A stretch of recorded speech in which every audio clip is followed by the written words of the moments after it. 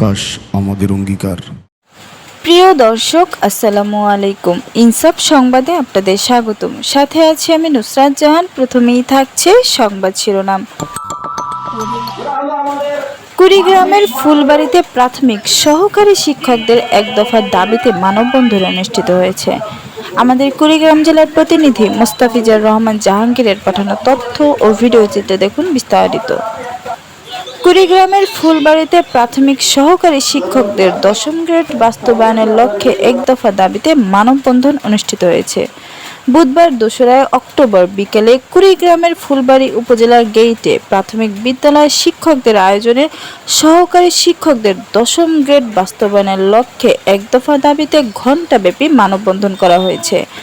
মানববন্ধন শেষে উপজেলার নির্বাহী অফিসার ও প্রাথমিক শিক্ষা অফিসার বরাবর স্মারকলিপি প্রদান করা হয়। সাধারণ সম্পাদক স্কাউট আমিনুল ইসলাম, সহকারী শিক্ষক গোলাম মর্তুজা বকুল, রিয়াজুল ইসলাম রঞ্জু, উজ্জ্বল কুমার মোহন্ত, খায়রুল ইসলাম, রকনুজ্জামান খন্দকার, রকনুজ্জামান রুকু, মেহেদি হাসান, আশরাফুল হক, এনামুল হক বসুনিয়া, আব্দুর রহিম বাবুল, মুর্শিদা খাতুন, মুকসেদা বেগম সহ আরও অনেকে বক্তব্য রাখেন।